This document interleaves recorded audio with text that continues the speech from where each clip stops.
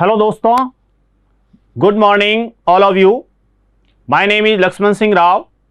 Apex classes के इस digital platform पर जिस प्रकार से हम इंग्लिश स्पीकिंग का कोर्स कर रहे हैं, साथ ही साथ और भी विभिन्न प्रकार की एक्टिविटीज़ जो कर रहे हैं और उसके माध्यम से आपको जो लाभ प्रदान हो रहा है, तो इस प्लेटफॉर्म पर आप सभी का फिर से हार्दिक स्वागत, अभिनंदन। हमने बहुत सारी प्रक्रियाएं, बहुत सारे कोर्सेस इस प्रकार से अपेक्स क्लासेस एजुटेक ने शुरू की है और उसका फ़ायदा आप सभी को मिल रहा है। अब इसमें कुछ बातें इस प्रकार की है, जैसे मुख्य बात आती है रेगुलरिटी की, कि आप नियमित और निरंतर आप उसमें हमेशा कनेक्टेड रहें। जब आप एक टॉपिक पढ़ते हैं, देखते हैं, उस समय वो समझ में आ गया, उससे जुड़ा हुआ जो टॉपिक होगा उसको जब तक आप नेक्स्ट में देखेंगे नहीं, हाँ हो सकता है आपको उस समय नहीं मिला हो, तो बाद में भी आप उस क्लास को देखें तो आपको लगेगा कि हाँ इससे ये जुड़ा है, और तो आपको पूरा समझ में आएगा। क्योंकि काफ़ी क्लासेज इस टाइप से है कि जिसमें एक टॉपिक जैसे हो गया, उसके बाद में नेक्स्ट को हम जब शुरू करते हैं तो वो वीडियो नेक्स्ट में हम देते हैं। ऐसी स्थिति में होता पूरा, करते पूरा है, लेकिन किसी कारणवश आप यदि उससे कनेक्टेड नहीं रहे हैं तो बाद में आप उस वीडियो को देखें और आप अपने जो भी टॉपिक है उसको क्लियर कर दें। तो इस प्रकार से हम बढ़ते हैं आगे इंग्लिश स्पीकिंग में। आज हम सेंटेंसेस भी लेंगे, कुछ ऐसे वर्ड्स भी लेंगे और कुछ प्रश्न भी, और प्रश्नों के उत्तर आप देने का प्रयास करें। साथ ही साथ देखिए, रीट वगैरह का जो एग्ज़ाम है, जो रीट में विशेषकर इंग्लिश सब्जेक्ट जो है, क्योंकि आएगा तो पक्का, उससे रिलेटेड जिसको भी टेंस से संबंधित हो या फिर उससे अलग जो ग्रामर के जो भी प्रश्न आते हैं उससे संबंधित आपको किसी भी प्रकार का बहुत इजी वे से, इफेक्टिव वे से, इंटरेस्टिंग वे से आपको यदि टॉपिक क्लियर करना है, हमारे पुराने वीडियोस देखिए ग्रामर वाले। टेंस में तो मैं आपको दावे से कह दूं, इस प्रकार से टेंस आपको कोई नहीं समझाएगा, देखते ही आपको लगेगा हाँ बिल्कुल सर समझ में आ गया। चाहे वो 6ठी से 12वीं तक का RBSE, CBSE, English medium, Hindi medium student हो, चाहे वो रीट का हो, रीट का एग्ज़ाम दे रहा है, एयरफोर्स का दे रहा है, एनडीए का, उसमें आपको पक्का कह रहा हूं कि उन वीडियोस को आप देखिए। टेंस को हमने बहुत बढ़िया तरीके से अपेक्स क्लासेज एजुटेक ने अपने डिजिटल प्लेटफॉर्म के माध्यम से आपको अवेलेबल करवाया है। बहुत ही बढ़िया थे, हिंदी इंग्लिश दोनों प्रकार से समझाया है। आपका हिंदी मीडियम है तो भी आपको समझ में आ जाएगा, इंग्लिश मीडियम है तो भी, क्योंकि उसको अच्छे तरीके से सबका ध्यान रखते हुए उसमें एक्सप्लेन किया गया है, और वो भी इफेक्टिव वे से। आपका प्रश्न गलत नहीं होगा, आपको अच्छे तरीके से समझ में भी आएगा। बढ़े आगे, देखिए इंग्लिश स्पीकिंग, इसमें हम आगे बढ़ते हैं। जैसे सेंटेंसेस की बात आती है तो उसमें आपका कहना ठीक है, you are right, you are right. मैं भी यही कह रहा हूं कि तो आप उसमें जैसे बात अभी की तो आपने भी, आप बोल सकते हैं कि सर यू आर राइट, कि आप बिल्कुल सही है, आपका कहना ठीक है कि अपेक्स क्लासेज एजुटेक ने जिस प्रकार से हमारे लिए, चाहे स्पीकिंग की बात हो या ग्रामर रिलेटेड जो भी व्याकरण से संबंधित जितने भी प्रश्नोत्तर आदि बताए हैं, और बहुत ही महत्वपूर्ण भी हैं। इनमें से आपको काफ़ी सवाल ऐसे होंगे जो सेम टू सेम मिलेंगे, उसमें आपको लगेगा कि सर आपने तो बहुत ही बढ़िया तरीके से ये कार्य किया है, और आप इससे कनेक्टेड रहिए। ठीक है, मुझे कोई ऐतराज नहीं है, I have no objection, I don't have any objection. इस टाइप से भी आप अपने मित्रों के साथ में जब बोलते हैं उसमें पूरा ध्यान दें। नेक्स्ट में देखिए, कोई हर्ज नहीं, हम बोलते हैं ना, it doesn't matter, it doesn't matter. जब इसमें इस टाइप से लिखा है तो डजंट ही पढ़ा जाएगा, और डज और नॉट अलग है, तो उसमें आप इट डज नॉट मैटर ऐसे बोल सकते हैं। ऐसा ही होगा, इट विल बी सो, ऐसा ही होगा, इट विल बी सो, और इट डजंट मैटर, कोई हर्ज नहीं। ठीक है, कोई बात नहीं, हम बोलते हैं मैं आपसे सहमत हूं, आई एग्री विद यू। देखिए इसको भी, ये जो इस टाइप के सेंटेंस, जैसे आपको एग्जाम में भी क्या करेंगे कि जैसे आई एग्री टू यू दे देंगे, बाई यू दे देंगे, तो आपको उसमें आई एग्री विद यू इस टाइप से आएगा। आई एग्री विद यू, मैं आपके साथ हूं, आई एम विद यू। ठीक है, आई एग्री विद यू और या आई एम विद यू, ये इस प्रकार के सेंटेंसेस है जो न केवल स्पीकिंग के लिए बल्कि आपकी जो भी परीक्षा है, आप जो भी कंपटीशन दे रहे हैं उसके लिए भी बहुत महत्वपूर्ण है। ये आपको बहुत अच्छे तरीके से बता रहा हूं। हाँ ये सच है, हाँ ये yes it's true, it is true, मैं आपकी सलाह के मुताबिक काम करूंगा। I will follow your advice, I will follow your advice, इस टाइप से आप बोलें। मैं आपका निमंत्रण स्वीकार करता हूं, I accept your invitation, I accept your invitation, मैं इसके लिए आप अपनी स्वीकृति देता हूं। I give my consent to this, consent सहमति, स्वीकृति, ठीक है, I give my consent to this. अपने पिता का कहा करो, do as your father says, do as your parents says, जैसे कि आपके पिताजी कहते हैं, आपके माता पिता कहते हैं वैसा करो, यानी उनका कहना मानो। मैं आपके ऊपर जबरदस्ती अपनी मर्जी लादने की कोशिश नहीं कर रहा। I am not trying to impose my will on you, I am not trying to impose my will on you, यानी मैं अपनी मर्जी आपके ऊपर जबरदस्ती थोपने का प्रयास नहीं कर रहा हूं, इस टाइप से सेंटेंस बनेगा। तुम मेरे साथ सहमत नहीं लगते, you don't seem to agree with me, agree with, देखिए उससे पहले भी अग्री का लेकर के आया है। ये प्रश्न प्रेपोजिशन आदि के तौर पे पूछा जाता है, क्षमा करें, माफ कीजिए, या फिर माफी चाहता हूं, excuse me, forgive me, pardon me, इस टाइप से फोन पर भी बोलते हैं। और इस टाइप से ये हो गया, खेद है मेरी वजह से आपको कष्ट हुआ, ठीक है, इस टाइप के से। I am sorry you had to suffer because to me, you had to suffer because to me, यानी मेरे कारण आपको, मेरी वजह से आपको कष्ट हुआ, उसके लिए मुझे आई एम सॉरी, मुझे ये सुनकर बड़ा दुख हुआ। I am very sorry to hear this, I am very sorry to hear this, इस प्रकार से आप बोलें अपने मित्र के साथ में कोई इस प्रकार से, तो उसमें I am very sorry to hear this, यानी ये सुनकर बड़ा दुख हुआ। कभी ऐसी घटना होती है तो ऐसी स्थिति में मेरी सहानुभूति आपके साथ है। देखिए my sympathies are with you, my sympathies are with you, मेरी सहानुभूति आपके साथ है। आप आपे से बाहर, आपे से बाहर क्यों हो रहे हैं, होता है ना कई बार किसी का मिजाज बिगड़ जाता है, why are you losing your temper, why are you losing your temper, यानी आप अपना आपा क्यों खो रहे हैं ऐसी स्थिति में। सावधान, ये दोबारा मुख से ना निकालना, दोबारा यानी beware don't utter it again, beware don't utter it again, utter बोलना। तुम बड़े चिड़चिड़े स्वभाव के हो, you are very short tempered, चिड़चिड़े स्वभाव का मतलब शॉर्ट टेम्पर्ड बोला जाता है, you are very short tempered. हालांकि शॉर्ट टेम्पर्ड नहीं होना चाहिए, हमारे को अपना मिजाज अच्छा रखना चाहिए और जहाँ तक हो, लेकिन जनरली वार्तालाप आदि की बात हो उस समय बातचीत के लिए, अपनी फ्लुएंसी को बढ़ाने के लिए, बहुत ही अच्छे तरीके से सीखने के लिए हमारे को क्या करना चाहिए कि बढ़िया तरीके से आपस में स्पीकिंग का कार्य आप करें।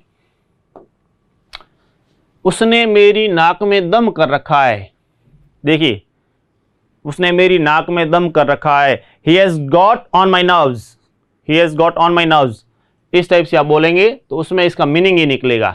वैसे आप जाएंगे तो उसमें अलग टाइप, लेकिन इंग्लिश में जब बात होगी तो ऐसे he has got on my nerves। जो हो सो हो, कम व्हाट में, कम व्हाट में, कम व्हाट में, जो हो सो हो। मैंने तुम्हारा क्या बिगाड़ा है, मैंने तुम्हारा क्या बिगाड़ा है, व्हाट हार्म या wrong have I done to you, what harm या फिर wrong have I done to you, मैंने आपका क्या बिगाड़ा है, क्या बुरा किया है, तुम्हें अपने आप को सुधारना होगा। You will have to mend your ways, have to का प्रयोग, यू विल हैव टू, ठीक है, you will have to mend your ways, आपको अपने आप को सुधारना पड़ेगा, इस टाइप से। क्यों इससे व्यर्थ में झगड़ा मोल लेते हो, why do you quarrel with him unnecessarily, unnecessarily होता है बिल्कुल व्यर्थ में, आवेश में न आओ, डोंट गेट वर्कड अप, या फिर don't get excited, don't get excited, excited जो इस प्रकार से आवेश में ना आए, उसके लिए इस टाइप से बोलें, अब किसी न किसी तरह बात को निपटाओ। कहते कई बार ऐसी बात होती है, now settle the matter somehow, now settle the matter somehow, जैसे भी हो मामले को सुलझाओ। उसी प्रकार से क्या आपके होश ठिकाने हैं, कई बार बोलते हैं ना आपस में मित्रों में कि are you in your senses, are you in your senses का अर्थ क्या आपके होश ठिकाने हैं, are you in your senses, इस टाइप से। बढ़े आगे, मेरी आंखों से दूर हो जाओ। कभी कभार क्या होता है, गुस्सा आता है ऐसी स्थिति में तो get out of my site भी बोलते हैं और गेट लॉस्ट। वैसे आप जनरली गेट लॉस्ट, आंखों से दूर हो जाएं सामने से, एक प्रकार से ये तो उसके लिए get out of my site या फिर गेट लॉस्ट। आपका हमारी बातों से क्या संबंध, how are you concern with our affairs, how are you concern with our affairs, हमारे मामलों से बातों से आपका क्या संबंध, इस टाइप से। बात को अधिक न बढ़ाओ, कभी कभी हम कहते भी हैं, ठीक है ना। Now put an end to controversy, यानी अब बात इस विरोधाभास बात को बढ़ाया नहीं जाए, समाप्त किया जाए, इस टाइप से भी बोला जा सकता है। या फिर don't stress the matter further, matter जो मामला होता, don't stress the matter further, इस प्रकार से बात को अधिक न बढ़ाओ, ठीक है। भाड़ में जाओ, गो टू हेल, हालांकि ऐसा नहीं बोलना है, किसी को नहीं बोलना है, लेकिन जैसे होता है तो वैसे हेल होता है नरक, हेवन होता है स्वर्ग, भाड़ में जाओ तो उसके लिए कहते हैं गो टू हेल। ये हालांकि अच्छी बात नहीं है किसी, लेकिन जनरली इस टाइप से आपको कि इसके लिए इंग्लिश क्या बनती है वो बताया गया है। इन्हें दोनों पक्षों के बीच फैसला कराने दो, ठीक है। Let him mediate between the two parties, let him mediate between the two parties, इन्हें दोनों पक्षों के बीच फैसला कराने दो। झगड़े का फैसला हो गया तो क्वाल इज सेटल्ड, कई बार होता ना क्वाल इज सेटल्ड, या फिर द मैटर एंड्स हियर, इस टाइप से matter ends here, matter ends here, या फिर क्वाल इज सेटल्ड, इस प्रकार से ये बात हो इसमें हुई है और इस टाइप से ये बनेगा। बहुत अच्छे तरीके से याद करें आप। अब एक दूसरे से मिल लो, ठीक है ना। नाउ बी फ्रेंड्स, कभी कभार छोटा मोटा इस टाइप से झगड़ा भी होता है तो उसमें कह सकते हैं नाउ बी फ्रेंड्स, एक दूसरे से मिल लो। आप बुरा न माने, प्लीज डोंट माइंड दिस, ये भी बहुत बार हमें बोलना पड़ता है जनरली, तो उसके लिए अब देखा जाए तो आप उसको बोलें प्लीज डोंट माइंड दिस, या please don't feel bad about it, please don't feel bad about this, उससे अच्छा है कि प्लीज डोंट माइंड दिस, इस टाइप से कि आप बुरा ना माने, प्लीज डोंट माइंड दिस, इस टाइप से, तो ये थोड़ा इजी रहता है। आगे, मैं तो मजाक कर रहा था, आई वॉज जस्ट जोकिंग, मैं तो मजाक कर रहा, आई वॉज जस्ट जोकिंग, ठीक है, आई वॉज जस्ट जोकिंग। माफ कीजिए मैं समय पर नहीं आ सका, I am sorry I got late, ये बन गया इसमें, ठीक है जनरली। बढ़े आगे, मुझे ये जानकर दुख हुआ, आई वॉज सॉरी या pain to hear this, I was sorry to hear this, I was pain to hear this, दोनों में एक जो भी आप बोलें। कोई गलती हो गई हो तो क्षमा करना, excuse me if there has been any mistake, excuse me if there has been any mistake, ऐसी स्थिति में ये सेंटेंस बना।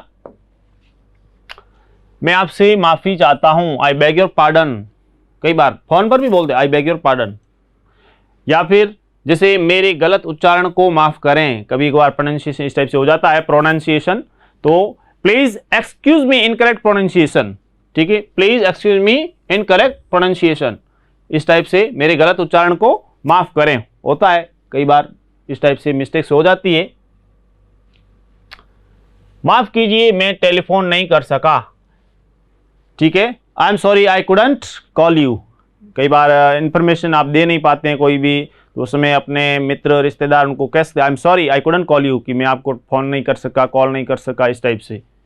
मेरी ओर से माफ़ी मांग लीजिए, अपोलोगाइज ऑन माई बिहाफ, ये ध्यान दें ऐसा सेंटेंस कई बार बोलना पड़ता है, अपोलोगाइज ऑन माई बिहाफ, मेरी ओर से माफ़ी मांग लीजिए, कहते हैं ना, ऐसी स्थिति में भी बहुत अच्छा सेंटेंस बनता है बढ़िया तरीके से। माफ़ी मत मांगिए, कोई बात नहीं, तो उसमें सामने वाला कह सकता है don't apologise, it does not matter, it doesn't matter, ठीक है, don't apologise, it doesn't matter, या it does not matter, does not लिखा तो डज नॉट पढ़ना है। यह तो केवल गलती से हो गया, it was merely done by mistake. ये आपसी वार्ता की बातें हैं और आपके लिए इसी प्रकार से सेंटेंस हमेशा लाए जाएंगे जो आपको अंग्रेजी सीखने में मदद करेंगे। ठीक है, यह तो केवल गलती से हो गया, it was merely done by mistake. इस टाइप से बहुत अच्छे तरीके से सेंटेंस आपके सामने हैं। मुझे बहुत अफसोस है, I am very sorry, I am very sorry. सामान्य से sentence, I am very sorry, मुझे बहुत अफसोस है। आप चिंता न करें, कोई हानि नहीं हुआ, don't worry, no harm is done, don't worry, no harm is done. देखिए आगे, अगर अनजाने में मैंने आपको दुख पहुंचाया तो मुझे खेद है। ठीक है, कई बार ऐसे होता है, अनजाने में भी चीज हो जाती है कि I am very sorry if I have unknowingly hurt you, I am very sorry if I have unknowingly, यानी अनजान में, अनोइंगली हर्ट यू, यदि आपको किसी प्रकार की चोट पहुंचाई है, दुख पहुंचाया है, कहने का अर्थ आपके मन को दुखी किया है, तो I am very sorry, I am very sorry if I have unknowingly hurt you. ये अनजाने में हुआ था, इट वॉज डन अनोइंगली। ठीक है ना, अननोइंगली, तो ऐसी में क्या कि ये बिल्कुल ही अनजाने में हुआ था, तो ऐसे सामने वाला भी सोचेगा हाँ चलो, बोलने में इंग्लिश में आप कहेंगे तो थोड़ा और भी इफेक्टिव होता है। ये आपका दोष नहीं था, it was not your fault. ठीक है, इस प्रकार से इंग्लिश बोलने का जब देखता हूं कि आप जब ये स्पीकिंग का काम होता है तो उस समय कुछ स्टूडेंट्स हैं वो आपसी जो वार्ता आदि उस समय कमेंट्स आदि करते रहते हैं। ऐसा कमेंट नहीं करना है, बिल्कुल इसको स्टॉप दिस, ऐसे कमेंट्स नहीं करने हैं, आपको इससे संबंधित बात कीजिए। आप हमने जो पढ़ा है उसमें किस प्रकार से आपको कोई सेंटेंसेस वगैरह वो लिखिए, और कई बातें हैं जो काफ़ी इंटरेस्टिंग, आगे मैं आपको बिल्कुल बढ़िया इफेक्टिव वे से, और थोड़ा मुझे ध्यान है कि आपको इंटरेस्टिंग जो भी कुछ इस टाइप से चीज़ें चाहिए, बिल्कुल आपको आपकी भावनाओं का पूरा ख्याल रखा जाएगा। आपको पता ही है कि सर तो है वो भावनाओं का पूरा ख्याल रखते हैं, आपके मन की बात को बिल्कुल पढ़ लेता हूं कि हाँ आप क्या चाहते हैं। मुख्य मकसद हमारा अपेक्स क्लासेज एजुटेक का है कि आपको इंग्लिश स्पीकिंग सिखाना, अच्छा कंपटीशन में आपके करियर को अच्छा बनाना ही हमारा लक्ष्य है। ठीक है, इसलिए पढ़ाई से संबंधित बात हो तो वो सबसे अच्छा रहता है। ये है, it was not your fault, ये आपका दोष नहीं था, मुझे बड़ा अफसोस है जो आपको इतनी देर तक मेरा इंतजार करना पड़ा। I am very fully sorry to have kept you waiting so long, कि मैंने आपको इतना इंतजार करवाया उसके लिए खेद है। ठीक है, इस टाइप से ये सेंटेंस अच्छे तरीके से आप देख सकते हैं इसको पूरा। ठीक है, I am very fully sorry to have kept you waiting so long, कोई अर्ज नहीं, दैट्स ऑल राइट, कोई अर्ज नहीं, दैट्स ऑल राइट। चुल्लू पर पानी में डूब मरो, कई बार ऐसे होता है, लेकिन हालांकि कह लें कि आवश्यकता नहीं है। सेम ऑन यू भी जनरली भी बोल सकता है, या you should be asked of your self, you should be asked of your self, या फिर सेम ऑन यू, तो ये उसके लिए बनता है। और जनरली ऐसी भाषा वैसे नहीं हो तो बढ़िया रहता है, लेकिन बोलने के लिए कहने का सेंटेंस क्या बनता है उसके लिए आपको बता रहे हैं। तुम्हें शर्म आनी चाहिए, you should be asked of your self, तुम्हें शर्म आनी चाहिए इसके लिए ये। और तुम बड़े चलते पुर्जे, कई देख कहते हैं ना, you are too clever, you are too smart, तो उसके लिए चलते पुर्जे कहना, उसके लिए स्मार्ट और क्लेवर, कनिंग जो होता चालाक आदि। तुम बड़ी चालू आदमी हो, तो ऐसे में देखिए, हालांकि कई बार बोलते हैं you are an extremely cunning man, उसके लिए कनिंग जो होता चालू आदमी कहने का अर्थ बहुत चालाक, इस टाइप का, तो उसके लिए सेंटेंस बनेगा you are extremely cunning man, लानत है तुम, सेम ऑन यू। ऐसी स्थिति में इस टाइप से सेंटेंस बनेगा। आगे बढ़े, तुम बड़े नीच या दूर, तो you are a cunning fellow, उसमें भी मैं तुम्हारी सूरत देखना नहीं चाहता, I don't want to see your face, don't show me your face again, दोनों में कोई एक। ठीक है, I don't want to see your face या फिर don't show me your face again, दोनों में जो भी आप इस टाइप से। आगे, बक बक मत करो, कई बार होता ना एक, तो ऐसी तुम्हें डोंट टॉक नॉनसेंस या फिर स्टॉप येपिंग, ये भी इसका अर्थ भी होता बक बक, एक प्रकार से भौंकना। ठीक है, यह सब तुम्हारे कारण हुआ है, it's all because of you, it's all because of you, यानी ये सब आपके कारण हुआ, आप रिप्लाई कर रहे हैं और हम इधर से आपकी प्रॉब्लम जो भी है स्टडी रिलेटेड उसको बहुत अच्छे तरीके से जो भी आपकी डिफ़िकल्टीज़ है उसका समाधान कर रहे हैं, आपको पढ़ा रहे हैं और आप भी अच्छे तरीके से समझ रहे हैं। तो it's all because of you, और आपके कारण हम भी है वो बहुत अच्छे ऊंचाइयों पर पहुंच रहे हैं। यह सब तुम्हारी करतूत है, इट्स ऑल योर डूइंग, ये सब तुम्हारी करतूत है, इट्स ऑल योर डूइंग, तुम इससे बच नहीं सकते। You can't get away like, you can't escape from this, you can't escape from this. ठीक है, इसके बाद में देखिए कुछ वर्ड्स लाए हैं, ये सेंटेंसेस थे यहां तक। ठीक है, सेंटेंसेस थे, उसके बाद में देखिए जो सेंटेंसेस हमने पढ़े हैं इसमें ध्यान दें कि ये जो है इसको बहुत अच्छे तरीके से हमने किया, और ऐसे सेंटेंस और भी हम आगे पढ़ते रहेंगे, लाएंगे, इसलिए आप उससे जुड़े रहें। ठीक है, इसके बाद में देखिए वर्ड्स में आप ध्यान दें कि किस टाइप से, जैसे वर्ड्स में क्या वो पार्ट्स ऑफ स्पीच का कौन सा हिस्सा है, उसका मीनिंग क्या है। जैसे एक्सेप्ट वर्ब है, इसका अर्थ होता है स्वीकार करना। दूसरा एक्सेप्ट ये प्रेपोजिशन है, इसका अर्थ होता है सिवाय या छोड़कर। एक्सेस ये एक नाउन है जिसका अर्थ है स्वीकार करना। उसी प्रकार से एक्सेस नाउन है, अधिकता। ठीक है, अच्छी तरीके से देखिए, काम की चीज, बहुत ही काम की चीजें हैं ये। नेक्स्ट में देखिए अडेप्ट, ये एक वर्ब है, अनुकूल बनाना या नया रूप देना। दूसरा अडॉप्ट, ये एक वर्ब है, इसका अर्थ अपनाना या गोद लेना। एडेप्ट एडजेक्टिव के तौर पे है कुशल या निपुण, दक्ष जिसको बोलते हैं कुशल, निपुण या दक्ष। एडिशन नाउन के तौर पे है तो बढ़ोतरी, और दूसरा एडिशन जो नाउन है उसमें पुस्तक का संस्करण। फर्क थोड़ा ज्यादा स्पेलिंग का इसमें है, पढ़ने में इसी प्रकार से पढ़ते हैं। अफेक्ट, ध्यान देना यहां पर बहुत अच्छे वर्ड्स है। अफेक्ट जब इसमें करेंगे तो वर्ब के तौर पर प्रभावित करना। इफेक्ट नाउन है तो प्रभाव, और इफेक्ट वर्ब है तो इसका अर्थ हो गया लागू करना। एडवर्स यानी एडजेक्टिव है तो दुर्भाग्यपूर्ण या अवांछनीय। एडवर्स एडजेक्टिव के तौर पे तो किसी कार्य को करने में अनिच्छुक, तो भी उसको एडवर्स बोलते हैं। स्क्रीनशॉट ले सकते हैं आप चाहें तो। ऑलरेडी, ध्यान है, ऑलरेडी एक फ्रेज है, पूर्ण तैयार, सभी लोग तैयार, सभी चीज तैयार। दूसरे में ऑलरेडी देखिए यहाँ ए डबल एल है, यहाँ केवल ए एल, ये एडजेक्टिव, इसका अर्थ होता है पहले से ही। ऑल टुगेदर इसका अर्थ फ्रेज सभी तरह से। दूसरा ऑल टुगेदर इस टाइप से लिखेंगे तो एडवर्ब पूरी तरह से, पूर्णतः, पूरी तौर पर, इसको भी आप देख सकते हैं, बहुत काम की चीज है ये।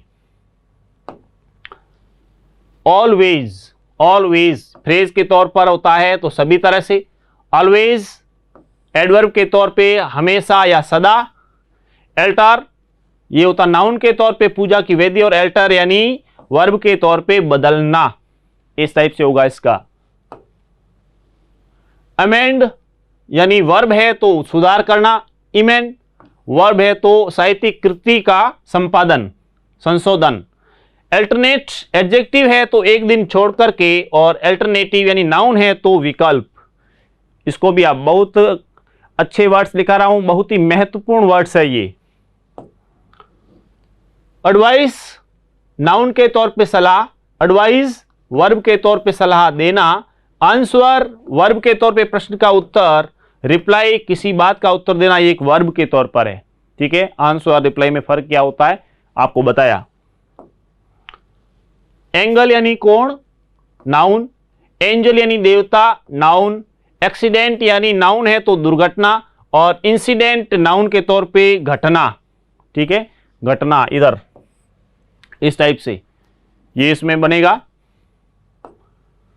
आगे आए, एबेटमेंट नाउन के तौर पे समापन, कमी, छूट, कटौती, सब कुछ इसका मीनिंग होता है। एबेटमेंट नाउन के तौर पे तो उत्साहट, दुष्प्रेरण भी होता है। एक्सीड वर्ब के तौर पे स्थान प्राप्त करना या स्वीकार करना, और एक्सीड होता है एक वर्ब के तौर पे अतिक्रमण या सीमा से बाहर जाना, एक्सीड। एसेंट स्वराघात, उच्चारण चिन्ह, ये नाउन के तौर पे। एसेंट वर्ब है तो सहमत होना, स्वीकृति देना। एकम्प्लिश वर्ब के तौर पे पूरा करना, संवारना, निखरना, और एकम्प्लाइज ऐसी स्थिति में नाउन सह अपराधी, सहकर्मी, इस रूप में भी इसका अर्थ होता है। स्क्रीनशॉट लेना चाहे तो ले सकते हैं। एसेटिक एडजेक्टिव के तौर पे तेजाबी या अम्लीय। एसेटिक इसमें नाउन के तौर पे वैरागी या सन्यासी, ठीक है। और एक्शन यानी नाउन के तौर पे कर्म या कार्यवाही। और ऑक्शन, ऑक्शन होती है नीलामी, जो नाउन और वर्ब भी होती है ये। फिर देखिए एडेज, नाउन के तौर पे कहावत या लोकोक्ति। एज, एज जो किनारा होता है नाउन के तौर पे।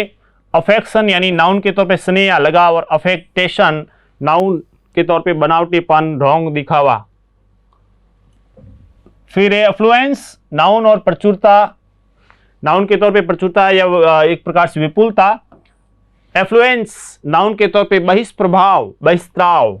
एयर नाउन के तौर पे हवा या वायु। और हेयर ये होता है ना उत्तराधिकारी, एयर इस टाइप से बोलते हैं। एलियन एक प्रकार से विदेशी, पराया, पंक्तिबद्ध। अलायन वर्ब के तौर पे जोड़ना। एलिमेंट नाउन के तौर पर बीमारी। और एलिमेंट यानी तत्व, जो नाउन के तौर पे। काफी अच्छे वर्ड्स है ये। ऑल राइट, ध्यान देना यहां पे ऑल राइट फ्रेज के तौर पे सब ठीक है। ये ऑल राइट इसका प्रयोग नहीं होता इस टाइप से, ये इस टाइप से वर्ड यूज नहीं करते हैं। ऑल अराउंड, ऑल राउंड सर्वतोमुखी, लेकिन ऑल अराउंड चौतरफा। ऑल राउंड एडजेक्टिव सर्वतोमुखी चौतरफा, इसमें भी ऑल अराउंड चारों तरफ इस टाइप से। फिर है एल्यूड, वर्ब के तौर पे इशारा करना। और इल्यूड यानी वर्ब बच निकलना, टालना। अमोरल एडजेक्टिव के तौर पे नीति निरपेक्ष, नीतिबाध्य। और इमोरल यानी अनैतिक, इमोरल। फिर है एंटिक, विचित्र, विलक्षण, ये नाउन के तौर पे। और एंटिक जो प्राचीन पुरातन वस्तुएं होती है उसके कहते हैं एंटिक है ये, तो ये ध्यान दें इसमें। अप्रेज वर्ब के तौर पे मूल्यांकन। और अप्राइज सूचित करना, नोटिस देना, इस रूप में। फिर है आर्टिस्ट, संगीत कलाकार, नाउन के तौर पे कला प्रेमी आर्टिस्ट। नट अभिनेता, गायक, कारीगर। एसेंट स्थान जो होता है, उत्थान सॉरी। और एसेंट इसका सहमति, स्वीकृति। फिर देखिए एस्पायर वर्ब के तौर पे आकांक्षा करना, एस्पायर करना। एक्सपायर कहते हैं ना, कई बार कहते हैं देखिए एक्सपायर हो गई, वो एक्सपायर, यहां ध्यान देना, वो एक्सपायर ये होता है, उसका अर्थ होता है बुझना, अंत या खत्म होना। इंस्पायर प्रेरित, प्रेरणा करना, प्रेरणा देना आदि, इंस्पिरेशन। अब देखिए कुछ प्रश्न लाए हैं वन वर्ड आदि के तौर पे, जैसे अ मैन ऑफ स्ट्रो, जैसे ये फ्रेज आदि होती है, उस फ्रेज आदि के माध्यम से मैन ऑफ स्ट्रो का अर्थ हो गया man of no substance, a weak person. बहुत अच्छा प्रश्न है, ऐसा प्रश्न आपको ये रीट के एग्जाम में मिल सकता है। एप्पल ऑफ वन आई, कई बार पढ़ा है एप्पल ऑफ वन आई, ठीक है। 10वीं वाले भी ध्यान दें, 10वीं में भी ये आया हुआ है मुहावरे आदि के। आंखों का तारा बोलते हैं ना, आंखों का तारा बहुत प्रिय, object of, an object of love. Apple of discord, तो इसमें cause of quarrel, apple of discord का अर्थ हो गया कॉज ऑफ क्वार्ल। उसी प्रकार से man of iron, man of strong will power, man of iron मतलब स्ट्रॉन्ग विल पावर वाला जो आदमी होता है उसके लिए। एट ए स्टोन्स थ्रो, स्टोन्स थ्रो कहने का अर्थ वेरी नियर, बहुत नजदीक। और आगे हैं at all hazards in spite of risk, सभी खतरे मतलब खतरे के बावजूद, एट ऑल हैजार्ड्स।